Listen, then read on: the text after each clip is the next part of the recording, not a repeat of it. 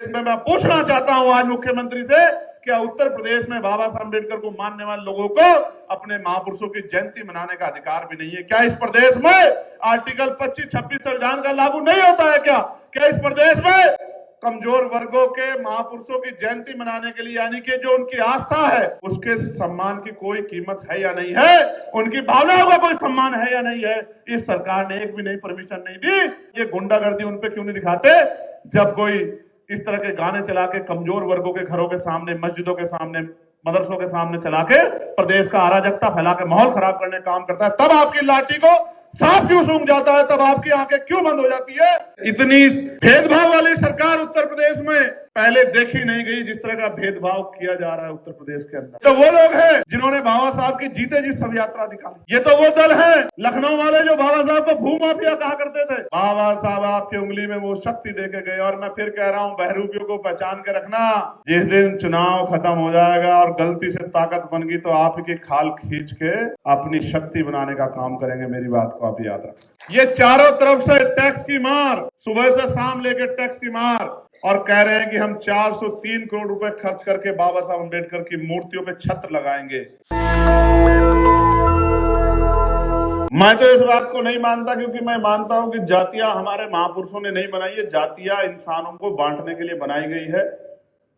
वैचारिक रूप से धर्म और तमाम तरह की चीजें वो, क्योंकि जीवन जीने की पत्तियां हो सकती हैं, लेकिन जातियां नहीं हो सकती। जातियां जानवरों में तो हो सकती है, प्रजातियां भी जानवरों में हो सकती है, लेकिन इंसानों में नहीं हो सकती, क्योंकि एक ही प्रक्रिया से बच्चा पैदा होता है और उसको बचपन में जब वो छोटा होता है, या यहां जितने लोग बैठे हैं, मैं गारंटी से कह सकता हूं, आप अगर आपको नाम ना बताया जाए, पीछे का सरनेम ना बताया जाए, तो आप नहीं बता सकते, आप कितने भी विद्वान क्यों ना हो, कि किस जाति का है। अगर उसके नाम के पीछे पाल ना लगाओ, प्रजापति ना लगाओ, कश्यप ना लगाओ, मौर्य ना लगाओ, शाक्य ना लगाओ, बिंद ना लगाओ, राजभर ना लगाओ, केवट ना लगाओ, जाट ना लगाओ, गुजर ना लगाओ, यादव ना लगाओ, लोधी ना लगाओ, अगर ये सब चीजें नहीं लगी, जाटा ना लगा हो, सोनकर ना लगा हो, धानुक ना लगा हो, पटेल ना लगाओ, अगर ये सब चीजें, राजपूत ना लगाओ, गोत्र के रूप में शर्मा, चौबे, छब्बे, दूबे, ये ना लगाओ, तो आप नहीं बता सकते। श्रीवास्तव ना लगाओ कि ये आदमी किस जाति का है, क्योंकि कोई इस जाति को नापने का कोई पैमाना, पैरामीटर इस देश में नहीं।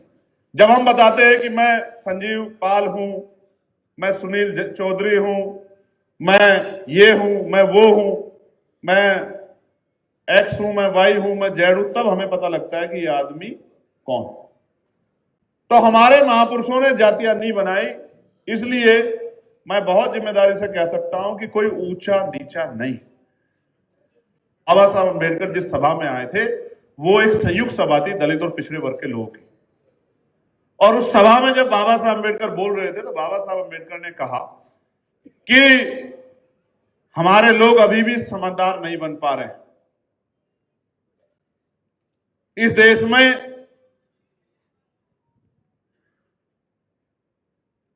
जो लोग लंबे समय से अधिकारों से वंचित है, अगर वो अपना हक अधिकार चाहते हैं तो उनको राजनीति मिलकर करनी चाहिए। अगर वो मिलकर राजनीति करेंगे तो मैं उनको विश्वास दिलाता हूं कि वो ज्यादा दिन अपने अधिकारों से दूर नहीं रह पाएंगे। वो ये कहते हैं कि मैं ये नहीं कहता कि आप साथ में रोटी खाओ, वो ये कहते हैं मैं नहीं कहता कि आप रोटी बेटी का रिश्ता करो, मगर मैं ये कहना चाहता हूं कि जिनके हालत एक जैसी है, जिनके अधिकार एक जैसे लोगों ने लूटे हैं, जिनको अपने अधिकारों के प्रति जिनके अंदर संवेदना है, जो अपने अधिकार लेना चाहते हैं, उनको टुकड़ों में नहीं बढ़ना चाहिए, उनको मिलकर अपनी ताकत को बनाना चाहिए। क्योंकि इस देश में आने वाले समय में जो लोकतंत्र आएगा, वोट से जब ताकत बनेगी, सरों से जब आपकी गिनती होगी और आप एक लाइन में लग के अगर वोट करोगे, तो तत्कालीन जो मुख्यमंत्री थे उन्होंने उनके लिए कहा, मैं कहूंगा विवाद हो जाएगा, कि ऐसे मुख्यमंत्री आपके पैरों के जूतों के फीते बांधने में भी गौरवान्वित महसूस करेंगे। ये बात बाबा साहब अम्बेडकर ने। अभी भी सड़कों पर लड़ाई तो जारी है,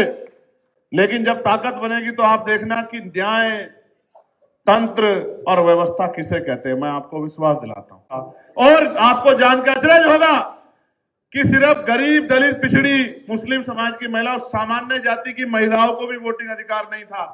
बाबा साहब अंबेडकर के अथक प्रयासों से भारतीय संविधान में सार्वभौमिक मताधिकार मिला कि भारत की हर एक महिला को जो बालिग है उसको वोट का अधिकार मिलेगा। आप महसूस करके देखो, जिनके पास वोट का अधिकार नहीं है मेरे लोगों, जिनके पास वोट का अधिकार नहीं है वो कोई चुनाव लड़ सकते हैं क्या? बताओ जरा मुझे, हाथ उठा के एक बार।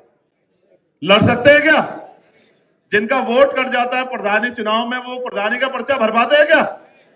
तो जिनका वोट ही नहीं था उनके अधिकार क्या होंगे? आज मैं कह रहा हूं कि आप पे वोट है, आज आप पे वोट है। इन्हीं वोटों की वजह से ये बड़े बड़े पैसे वाले, बड़े बड़े कुर्ते वाले, बड़ी बड़ी गाड़ियों वाले, ये सब लोग आपकी बस्तियों में इनकी गाड़ी नहीं जाती है, गाड़ी से उतर के जाने का काम करते हैं, मेरी गरीब माओं के पैर छूते हैं, उनके पास बैठते हैं, उनसे झूठ मूठ दिखावा करने के लिए खाना खाने की बात करते हैं, आपको नमस्कार, राम राम, आदाब, सलाम करते हैं। क्यों? क्योंकि बाबा साहब अंबेडकर ने आपकी उंगली में वो ताकत दी है, जिसको चाहो कुर्सी में बिठा दो और जिसको चाहे जमीन पे पटक दो। इस ताकत की वजह से आपकी बस्तियों में जाते और आपकी बस्तियों में जाते हैं और फिर आके गर्म पानी से रगड़ रगड़ के नहाते हैं कि भाई हम तो आज उन बस्तियों में चले गए थे जहां दलित, पिछड़े, मुस्लिम समाज के, आदिवासी समाज के लोग।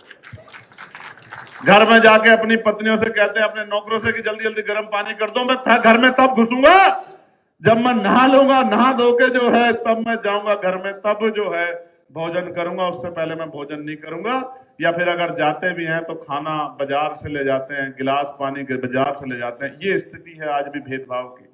हमने तो हाथरस में और कई जगह अपनी आंखों से देखा, लेकिन हम तो नहीं सह सकते भाई। इसलिए मैं आपको कह रहा हूं कि इस वोट की अधिकार की वजह से आज आपकी हैसियत बची हुई है। ये वोट दो धारी तलवार है। अगर आपने एकजुट होकर भाईचारा बना के अपनी शक्ति बना ली तो आपके आने वाला कल और आपके आने वाली पीढ़ियों का कल और आपका वर्तमान सुनहरा हो जाएगा। और अगर आपने ज्यादा गैर जिम्मेदारी दिखाई, 5 किलो राशन पर इधर उधर की बातों में आप वोट करते रहे, तो मैं गारंटी देकर कहता हूं कि आपके बच्चों को स्कूलों में घुसने भी नहीं देंगे लोग। मेरी बात को अभी जिस सरकार की जिम्मेदारी थी कि वो स्कूल बनाए, वो शराब की दुकानें खोल रही है और स्कूल बंद करिए। 72,000 स्कूल बंद हो गए इस देश में। 80 लाख बच्चे नहीं जाते स्कूल। सरकारों को कोई फर्क नहीं पड़ता कि गरीब का बच्चा स्कूल जा रहा है नहीं जा रहा है, लेकिन आपको मुझे फर्क पड़ता, क्योंकि हम उनकी ठेकेदारी लेके बैठे हैं, हम उनका नेतृत्व करने की बात करते हैं। हमारी जिम्मेदारी है कि जब तक अंतिम घर तक भी रोशनी की चिराग नहीं जाती, तो मुझे और मेरे जैसे आप सब लोगों को चैन से नहीं बैठना चाहिए, लगातार कार्य करते रहना चाहिए। ये आपकी मेरी जिम्मेदारी। प्यारे साथियों, मांग तो रहे हो आप लोग इतने दिन से, अभी कार्यक्रम चल रहा है, देखो ये आप ही का मंच है, चाहे यहां के खड़े हो जाओ, लेकिन समझदारी दिखाओ। आप कितने दिन से मांग रहे हो? मिला आपको? तमाम दलित पिछड़े वर्ग के नेता, मंत्री और पता नहीं क्या क्या बने बैठे हैं बीजेपी में और तमाम पार्टी में, कुछ मिला? अब पहले भी मैं लड़ा था और 27 के करीब भी मैं आकर लड़ूंगा, आप चिंता मत करो। और जब राजकाज बन जाएगा पहले दिन कर देंगे आपकी समस्या कल, चिंता मत करो, ठीक है? बेफिक्र रहो। 49 शिक्षक भर्ती वालों, ये वचन है मेरा, पहली कैबिनेट में आपकी मदद कर देंगे। आप क्या याद करोगे? ये कोई ऐसा वैसा नहीं जो मंच से घोषणा करे। तो काशीराम साहब जब होते थे तो वो तो कहते थे कि भाई मांगने की जरूरत नहीं, हम तो छीन लेंगे। तो उत्तर प्रदेश में जिस दिन राजकाज बनेगा, हम एक नया जो है सबसे सर्वोच्च सम्मान उत्तर प्रदेश का बना के पूरे देश में संघर्षशील बहुजन महापुरुषों को, अब वो जब नहीं है, उस सम्मान से नवाजने का काम करेंगे उनके परिवार को। मैं आपको इसका विश्वास दूं। एक भी बहुजन महापुरुष ऐसा नहीं बचेगा जिसको हम लोग सर्वोच्च सम्मान उत्तर प्रदेश का नहीं देंगे। और जिस दिन देश के सत्ता की कुर्सी की टांगे हमारे हाथ में आ गई, मैं आपको लिख के देता हूं, जिस महापुरुष का योगदान है उनमें से एक महापुरुष नहीं बचेगा जिनको हम लोग उचित सम्मान, भारत रत्न और से भी बड़े सम्मान की आवश्यकता पड़ी वो दिलाने का काम करेंगे। मेरी बात का प्यारे साथियों, न्यायपालिका से तो मैं लगातार आग्रह कर रहा हूं कि भाई वहां हमारा रिप्रेजेंटेशन होना चाहिए। मैं जिस मंच से भी कहता हूं, हम लोग पुरजोर आंदोलन चलाएंगे। हालांकि जब मैं बात कहूंगा तो बहुत सारे लोग मन पक्का कर लेंगे कि इस आदमी को रोकना है, लेकिन हम लोग रुकेंगे या आगे बढ़ेंगे ये तो आपके ऊपर डिपेंड करता है। लेकिन मैं बहुत जिम्मेदारी से कह रहा हूं कि न्यायपालिका में भी SC, ST, OBC के जजों को अवसर मिलना चाहिए, उनको आरक्षण मिलना चाहिए, ये भी हमारी डिमांड है। प्यारे साथियों, संख्या के आधार पे बजट का निर्धारण होना चाहिए। अगर किसी जैसे एससी पिछड़े समाज की आबादी 36% है तो उसको 36% बजट एक एक आदमी की संख्या के आधार पर गणना करा के उसका बजट का लाभ मिलना चाहिए कि अंतिम परिवार तक भी वो सुख सुविधा और अवसर पहुंचे जिसके वो अधिकारी हैं। और जिसकी इतनी जो है मुस्लिम समाज 20% है तो 20% बजट का हिस्सा मुस्लिम समाज पे खर्च होना चाहिए। जो समाज 15% है 20% है उस पर 21% होना चाहिए, 19% नहीं होना चाहिए। सामान्य जाति की जो आबादी है उस पर भी उसकी संख्या के आधार पर बजट का हिस्सा खर्च होना चाहिए। ये हम लोग प्रस्ताव बना के इस व्यवस्था को करने का काम करेंगे। प्यारे साथियों, मंडल कमीशन की बाकी सिफारिशें हम लोग लागू कराने का काम करेंगे। जिस बात को लेकर मोदी जी आए थे, मोदी जी ने कहा कि मुझे गंगा मां ने बुलाया है और वो दो बार जो है 3 बार प्राइम मिनिस्टर बन गए। उनको तो मां गंगा ने एक बार बुलाया होगा, लेकिन वो तो 3 बार बन गए, अब भी कुर्सी छोड़ना नहीं चाहते हैं। तो मैं ये कहता हूं कि उन्होंने जब नारा दिया कि मैं पिछड़े परिवार का हूं और मंडल कमीशन की सिफारिश से लागू करूंगा, तो मेरे पिछड़े वर्ग के लोगों बताओ, जब उनको वोट डालने आप लोग जाते हो तो कभी क्यों नहीं पूछते कि वो मंडल कमीशन अब कहां चला गया है, वो कमंडल के नीचे कैसे दब गया?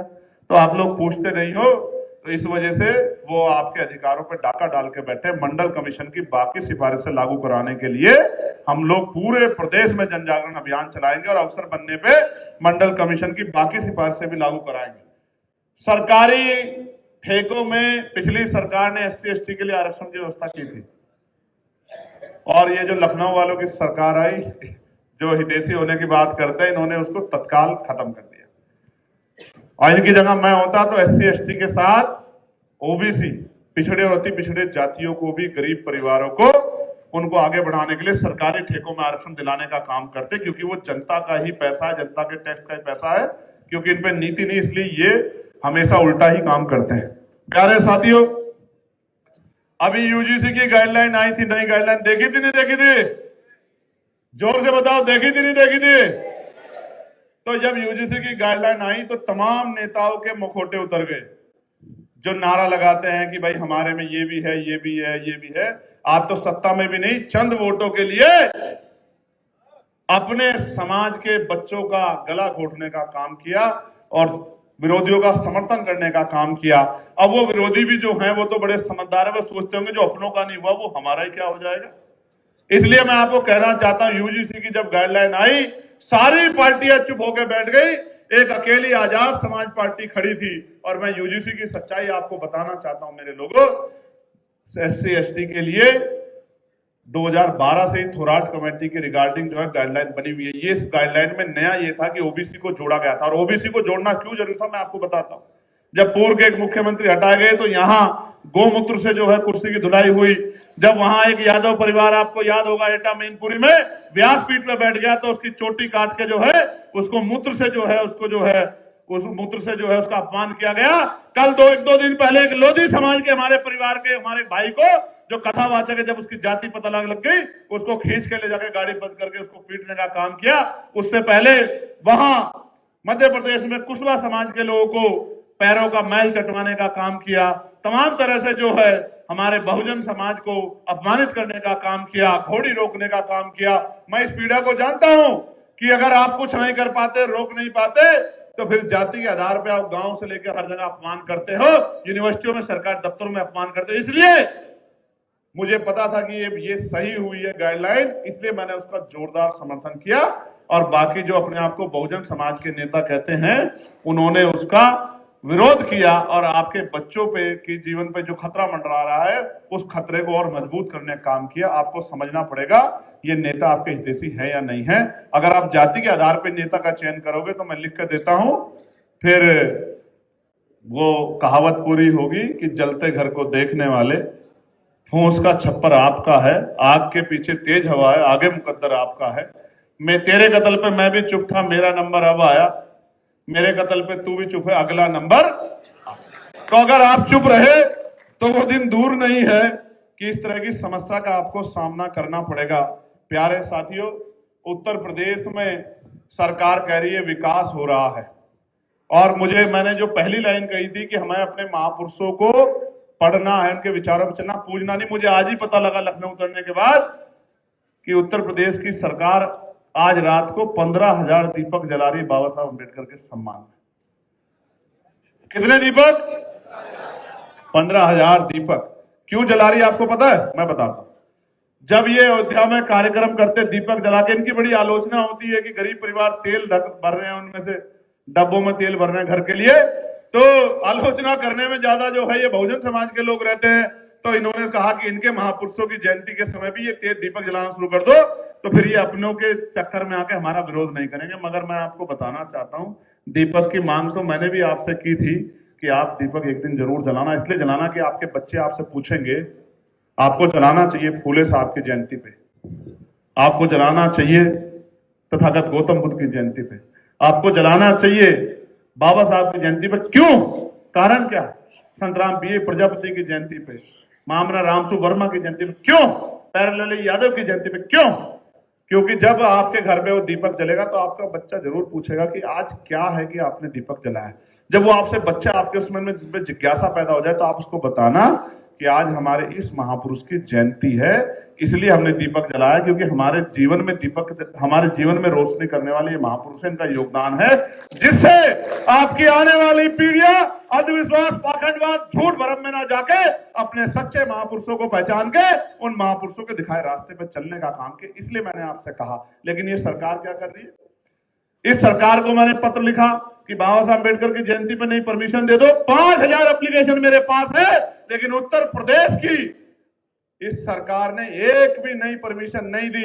इस प्रदेश में मैं पूछना चाहता हूं आज मुख्यमंत्री से, क्या उत्तर प्रदेश में बाबा साहब अम्बेडकर को मानने वाले लोगों को अपने महापुरुषों की जयंती मनाने का अधिकार भी नहीं है? क्या इस प्रदेश में आर्टिकल 25, 26 संविधान का लागू नहीं होता है क्या?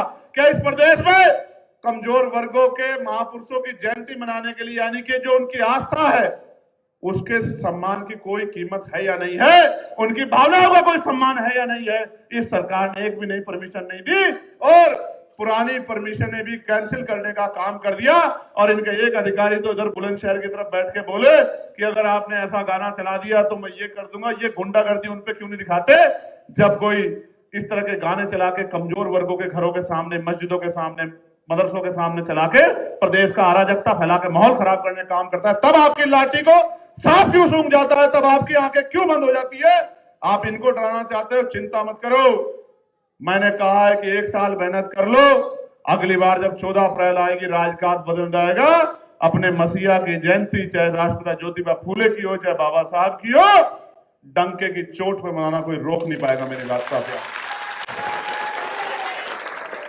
मगर उसके लिए आपको मुझको लगातार प्रयास करके मेहनत करनी पड़ेगी। अगले 7-8 महीने चैन से नहीं बैठना, क्योंकि बाबा साहब कहते थे कि आदमी भूखा रह सकता है लेकिन अपमानित होकर नहीं रह सकता। हम इस प्रदेश में अपमान का घूंट पी रहे हैं, तो मेरा नौजवानों में संदेश है कि भूखे रह जाओ, अपमानित मत रहो। अपमान का घूंट पीने से अच्छा है अगले 8 महीने दिन रात मेहनत करके लगा दो, बहुजन समाज में भाईचारा पैदा कर दो, घर घर जाके लोगों को जगाने का काम कर दो। मैं आपको विश्वास दिलाता हूं कि उत्तर प्रदेश की तस्वीर नगीना की तरह बदल जाएगी। मेरी बात को आप याद। प्यारे साथियों, बातें बहुत सारी हैं जिन पे कहना है, जिनको सुनना है। आपने पिछले लंबे समय से जिस तरह से मेहनत की है, उससे बहुत सब पार्टियों को अच्छा नहीं लग रहा है, लेकिन आपको अच्छा लग रहा है, लग रहा है? मैं आपसे पूछना चाहता हूं, आपको अच्छा लग रहा है, लग रहा है? आप अपनी ताकत बनाना चाहते, नहीं बनाना चाहते? आपकी बढ़ती ताकत का कारण यह है कि पंचायत चुनाव करवाने में उत्तर प्रदेश सरकार को पसीने छूट रहे हैं। आप अपने मन से पूछ लो, सरकार से पूछ के देखो कि इनको पसीने छूट रहे हैं, नहीं छूट रहे हैं। इनकी हिम्मत नहीं पड़ रही है कि ये पंचायत चुनाव करवाने, जिला पंचायत का, क्षेत्र पंचायत का, ग्राम पंचायत का, और वो पंचायत के मेंबर का चुनाव करवा दे। इनको पता लग जाएगा जनता इनके साथ कितनी है। लेकिन मैं आपको एक और बात बताना चाहता हूं। एक नया जो ट्रेंड चला है, हर पार्टी बाबा साहब की बात कर रही है। अभी कुछ दिन पहले हर पार्टी काशीराम साहब की बात कर रही थी, हर पार्टी ज्योतिबा फूले। क्यों? इसके पीछे भी एक कारण है। एक किस्सा आपको बताता हूं। महाराष्ट्र में नामांतर आंदोलन चल रहा था एक यूनिवर्सिटी को जो है उसका नाम बाबा साहब अम्बेडकर के नाम पे करने के लिए, और वहां की सरकार राजी नहीं थी बिल्कुल भी। इतना कठोर आंदोलन हो गया, लोगों की जाने जाने लगी, कई लोग जो है शहीद हो गए, लेकिन सरकार टस से मस नहीं हुई। लेकिन उत्तर प्रदेश में कांग्रेस की सरकार ने बाबा साहब अम्बेडकर के नाम पे एक यूनिवर्सिटी का नाम रख दिया बिना मांगे। तो हमारे राजनीतिक गुरु मान्यवर काशीराम साहब इस पे समझाते हुए कह रहे हैं कि महाराष्ट्र में वो मरने पे भी नाम रखने को राजी नहीं है और उत्तर प्रदेश में बिना मांगे रख रहे हैं, क्योंकि उत्तर प्रदेश में सत्ता प्राप्ति का आंदोलन तेजी से आगे बढ़ रहा है। पिछले 2022 के बाद 24 में मैंने आपको 2 सीटों पे मौका दिखा अपना जोर दिखाने का, लेकिन 24 से लेकर 27 तक जिस तरह से गली गली घर घर बीमार में आजाद समाज पार्टी के लोगों ने संगठन बना के अपनी बात को पहुंचाने का काम किया है, घर घर लोगों को जगाने का काम किया है, इनकी राजनीतिक मजबूरी बन गई है कि बाबा साहब अंबेडकर, राष्ट्रपिता फूले, मान्यवर काशीराम साहब का नाम लिए बगैर राजनीति नहीं हो सकती है। और इनको कई बार तो आप देखते होंगे, आलम यह है कि अपने बैनरों पे ये बाबा साहब का फोटो लगाना भी भूल जाते हैं और उनकी जयंती की बधाई अपने नेताओं की फोटो लगा के देने लग जाते हैं। ये आलम हो गया है, क्योंकि कभी इन्होंने हमारे महापुरुषों का सम्मान किया ही नहीं। ये तो वो लोग हैं जिन्होंने बाबा साहब की जीते जी शव यात्रा निकाली। ये तो वो दल है लखनऊ वाले जो बाबा साहब को भूमाफिया कहा करते थे। ये तो वो हैं जिन्होंने प्रमोशन में उसका बिल फाड़ दिया। ये तो वो लोग हैं जिन्होंने ठेकेदारी पे जो व्यवस्था थी उसको ठेकेदार में क्षमता को खत्म कर दिया। ये तो वो लोग हैं जब सत्ता बनी तो मानवर काशीराम साहब के नाम पे मैंने मेडिकल कॉलेज का नाम बदल दिया। ये तो वो लोग हैं जिन्होंने यही ये अरबी फारसी यूनिवर्सिटी का नाम बदल दिया। बाबा साहब अंबेडकर के नाम पे मैंने पार्क का नाम बदल दिया। ये वही लोग हैं लखनऊ में। आपको देखना समय आज ऐसा क्या हुआ है, कैसे सपने में बाबा साहब आ गए हैं?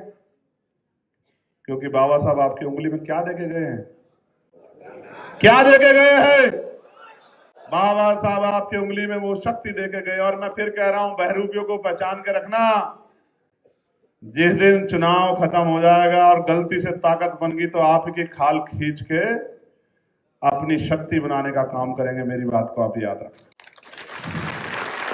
जैसे आज की सरकार ने, जब उधर युद्ध के हालात बने हुए हैं और तेल और पेट्रोल की, डीजल और पेट्रोल की दिक्कत हो रही है ना भाई, गैस की दिक्कत हो रही है ना, तो मगर वो तेल के और डीजल, उसके पेट्रोल डीजल के दाम क्यों नहीं बढ़ा रहे? एक्साइज ड्यूटी क्यों कम कर रहे? क्योंकि चुनाव है। और अगर चुनाव के समय दाम बढ़ा दिए तो इनकी सीटें कम हो जाएंगी, इसलिए एक्साइज ड्यूटी कम की है। एक्साइज ड्यूटी कम करके दामों को वही स्टेबल रखा है। लेकिन याद रखना मेरी बात को, ये चुनाव तक है ऑफर। जिस दिन चुनाव खत्म हो जाएगा आपकी खाल से एक एक पैसा निकाल लेगी इस सरकार, केंद्र और राज्य की जो डबल इंजन की जो सरकार यहां बैठी। मेरी बात को आप याद रखें, लिख लो मेरी बात को। हर दिन इतने पैसे बढ़ेंगे। एक तो इन्होंने चुपचाप कर लिया था। इन्होंने किया क्या कि टोल के दाम चुपचाप बढ़ा दिए। जहां 40 रुपए लगते थे वहां 70 रुपए कर दिए। मैंने इनको लेटर लिखा कम कर दो, तो इन्होंने अपने मीडिया के साथी से कहा इस पर चर्चा मत करा देना कहीं से, कभी लोग इस पर आंदोलन ना खड़ा कर दे। मैं आपको कहना चाहता हूं, टैक्स लो, अच्छी बात है, सरकार चलाने के लिए टैक्स की जरूरत है, लेकिन उस पैसे को कहीं और लगाने की बजाय जनता के ऊपर ही लगाओ ना। मैं बार बार कहता हूं कि हम लोग स्कूलिंग सिस्टम ठीक करेंगे, शिक्षा व्यवस्था ठीक करेंगे। आप अपने मन से बताओ, उधर मुजफ्फरनगर के लोग भी मुझे दिखाई दे रहे हैं, आप अपने मन से बताओ, हर साल सिलेबस बदल जाता है। हर साल सिलेबस बदल जाता है, नहीं बदल जाता है? और प्राइवेट स्कूल के हमारे साथियों ने तय कर दिया कि इस दुकान से जूते मिलेंगे, वहीं से वर्दी मिलेगी, वहीं से किताबें मिलेंगी, वहीं से पेन कॉपी मिलेगी, सब कुछ वहीं से मिलेगा। और लाखों लाखों रुपए के कमीशन तय हो रखे हैं। कैसी लूट मच रही है। गरीब अपने बच्चों को पढ़ा नहीं पा रहा है, मिडिल क्लास परिवार तंग है, कोई पूछने वाला नहीं। हर साल फीस बढ़ा देते हैं। मैंने पार्लियामेंट में इस बात को जोर शोर से उठाया और मैं आपसे कह रहा हूं, लगातार कह रहा हूं, मैं जहां ताकत रखता हूं मेरे जिले में, आप पता करा कर देख रहे हैं ना। बिजनौर के कुछ लोग यहां बैठे होंगे, नगीना लोकसभा के, जिन्होंने उस दिन मंच से मेरी बात सुनी होगी। मैंने अपने जिलाधिकारी से कहा कि जिलाधिकारी मैडम मेरी बात को याद रखना, इन स्कूलों को कह देना कि यहां अगर वो फीस बढ़ा के गरीबों की जेब काटने करे काम करेंगे तो इन स्कूलों पे ताला लगाने काम चंद्रशेखर आजाद करेगा। मेरी बात को आप याद रखें। इसलिए मैं आपको कह रहा हूं, आपको याद होगा मैंने लोकसभा में एक सवाल उठाया, आप मीटर से, स्मार्ट मीटर से दुखी हो या नहीं हो बताओ? हो या नहीं हो बताओ? पहले जो बिल आता था 300-400 का, फिर मीटर लग गया वो 3-4 हजार का, 2,500-2,000 का हो गया। अब वो 4-5 हजार रुपए का 3-4-5 हजार रुपए दुगने दुगने पैसे वृद्धि होगी और सरकार जबरन मीटर लगा रही है। मैंने सवाल लगा दिया, मंत्री जी ने जवाब दिया। मैंने जवाब के उत्तर में मंत्री जी को कहा कि आप कह रहे हैं कि स्मार्ट मीटर कंपलसरी नहीं है, ऑप्शनल है, लेकिन उत्तर प्रदेश में आपकी डबल इंजन की सरकार गरीबों के घरों पे जबरन जाकर ये स्मार्ट मीटर लगाने का काम कर रही है। मंत्री जी ने कहा अगर कहीं ऐसी बात आएगी तो आप उनसे कहे कि शिकायत कराएं, हम लोग कठोर कार्रवाई करेंगे। मैं शिकायत करा रहा हूं मंत्री जी, उत्तर प्रदेश की आपकी सरकार गरीबों के दरवाजों पे, उनकी दीवारों पे जबरन स्मार्ट मीटर लगा रही है। आप कार्रवाई करके दिखाओ, तब मैं मानूंगा कि आप सच्चे हैं। इधर लगातार मीटर लग रहे हैं और सरकार कह रही है ऑप्शनल है। मैं आपको विश्वास दिलाता हूं, हम लोग आंदोलन चलाएंगे। जितने स्मार्ट मीटर जबरन लगा दिए हैं, अगर वो उसको पोस्टपेड कराना चाहेंगे तो हम लोग उनको पोस्टपेड करा के दिखाएंगे। मेरी बात को आप याद रखें। ये चारों तरफ से टैक्स की मार, सुबह से शाम लेकर टैक्स की मार, और कह रहे हैं कि हम 403 करोड़ रुपए खर्च करके बाबा साहब अम्बेडकर की मूर्तियों पे छत्र लगाएंगे। छत्र कितने करोड़ रुपए?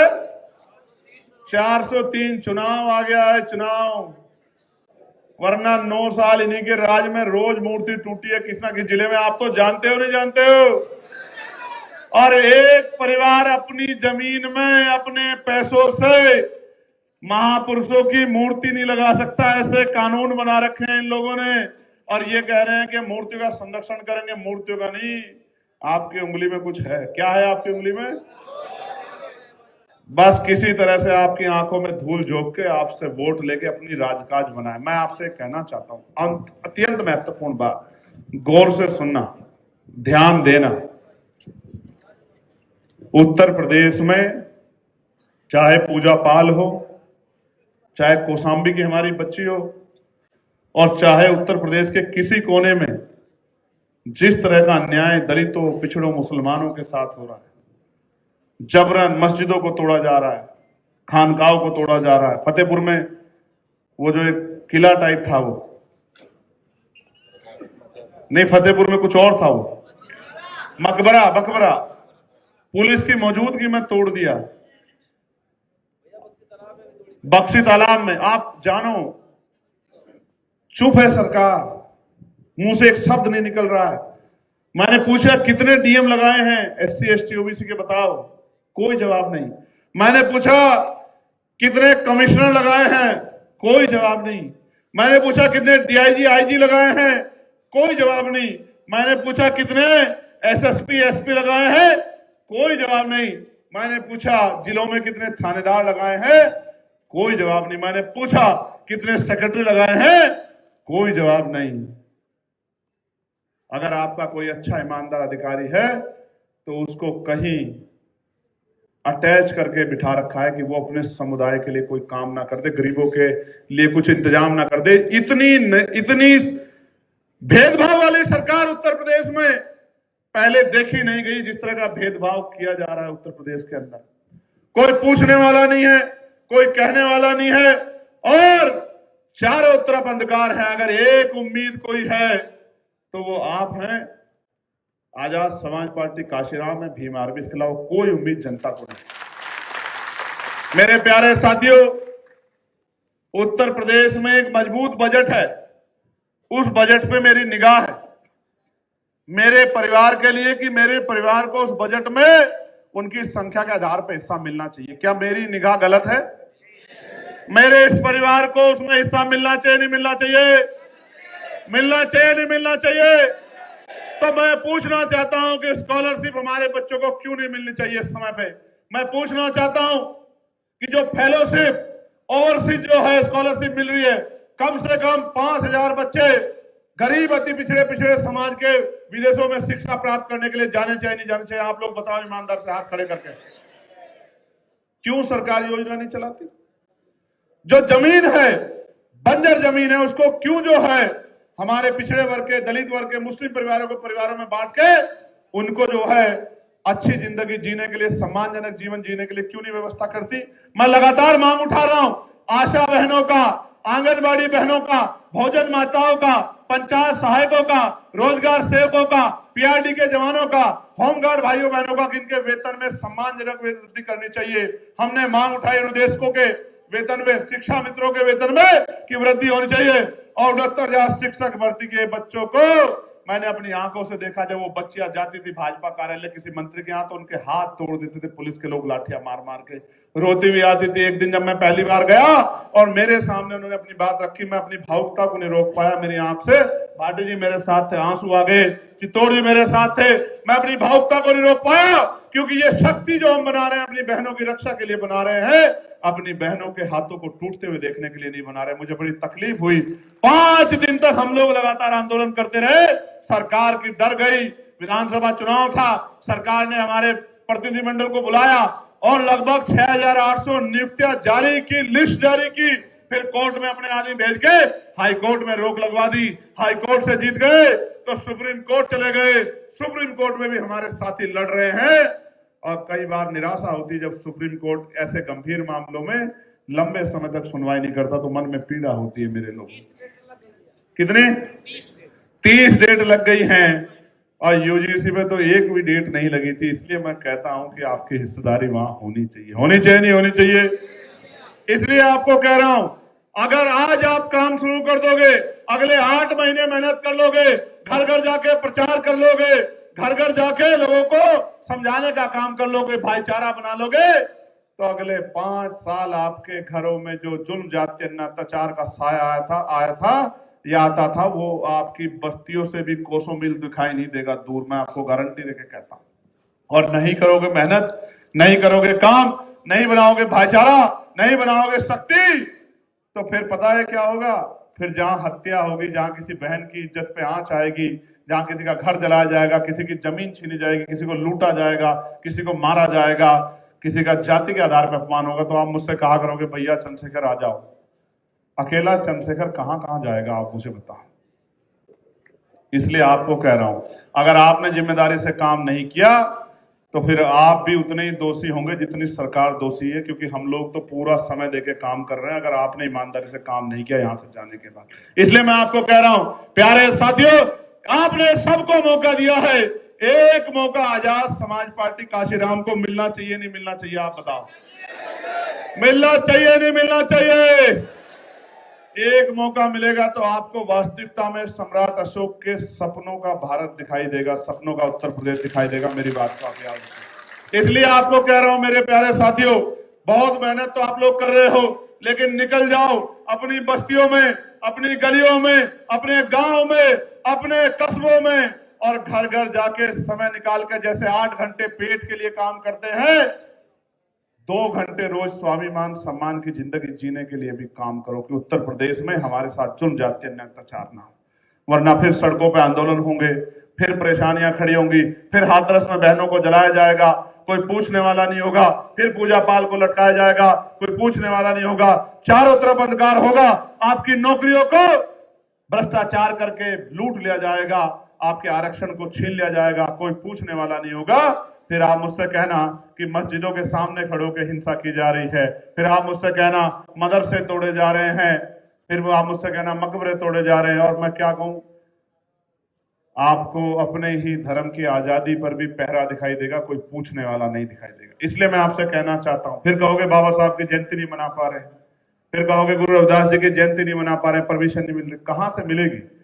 क्योंकि वो तो आपके महापुरुषों से घृणा करते हैं, दिखावे के लिए प्यार करते हैं। अगर वास्तविकता में उनके मन में कत्तीवर सम्मान होता तो क्या उनको, जैसे अन्य धर्मों को उन्होंने पूरे हर गली में यात्राएं निकली, तो बताओ बाबा साहब अम्बेडकर की जयंती की यात्रा, परमिशन शोभा यात्रा देनी चाहिए थी नहीं देनी चाहिए थी? बताओ आप लोग मुझे, जोर से बताओ, देनी चाहिए थी देनी चाहिए थी? मैं इसलिए आपसे कह रहा हूं, तमाम तरह के षड्यंत्र साजिशें होंगी, क्योंकि साजिशें उन्हीं के खिलाफ होती है जो ताकतवर होते हैं। कभी किसी कमजोर के खिलाफ साजिश होती देखी आपने? किसके खिलाफ साजिश होती है? जो ताकतवर होता। आप ताकतवर हो, बस बिखरो मत, एकजुट हो जाओ, सारी समस्या का हल लोकतंत्र के रास्ते हो जाएगा। उत्तर प्रदेश में एक अच्छा सवेरा आएगा, गरीबों के घरों तक भी उनके अधिकार पहुंचेंगे, बहन बेटियों का भी सम्मान होगा, और जो परेशानियां वो परेशानियां खत्म हो जाएंगी। और आगे के लिए मैंने ये कहा है कि जून से कब से करेंगे यात्रा शुरू? मई नहीं, जून। 2 जून से हम लोग यात्रा शुरू करेंगे उत्तर प्रदेश में। सत्ता परिवर्तन यात्रा आपके घरों से चलेगा, आपके घरों तक पहुंचेगी। मेरी बात को आप याद रखना। सत्ता परिवर्तन यात्रा आपके घरों तक पहुंचेगी। आवाज आ रही है, नहीं आ रही? बताओ, आवाज आ रही है? हेलो। सत्ता परिवर्तन यात्रा आपके घरों तक पहुंचेगी, घर घर जाके अलग जगाएगी, आपको जगाएंगे, एकजुट करेंगे, इसलिए क्योंकि उत्तर प्रदेश को अगले 5 साल इस गुंडागर्दी वाली सरकार के भरोसे हम लोग किसी कीमत पे नहीं। अपने नौजवानों को, अपने भाइयों को, अपनी मां को, अपने परिवार के लोगों को, उनकी आस्थाओं को, उनके स्वाभिमान सम्मान को कुचलने का अवसर इस सरकार को हम लोग नहीं देंगे। इसलिए हमें कमर कसनी है, मेहनत करनी है, घर घर जाना है, भाईचारा बनाना है।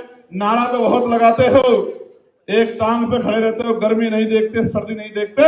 अगले 8 महीने अगर मेहनत कर लोगे तो बैनर लेके कहीं खड़े होने की आवश्यकता नहीं पड़ेगी। मेरी बात को आप याद रखें। इसलिए मैं आपसे कहने के लिए आया हूं। मैं धन्यवाद दूंगा मोहम्मद नासिर जी का, जिन्होंने सपा छोड़ी है, बिल्लू यादव जी का, जिन्होंने सपा छोड़ी है। नेशनल दस्तक की आपसे गुजारिश है कि अगर इसको बचाना चाहते हैं तो नेशनल दस्तक को सब्सक्राइब करने के लिए रेड कलर के सब्सक्राइब बटन को दबाएं, फिर बेल आइकन की घंटी दबाएं। नेशनल दस्तक को बचाने के लिए बहुत जरूरी है कि हर खबर को शेयर करें, लाइक करें, कमेंट जरूर करें।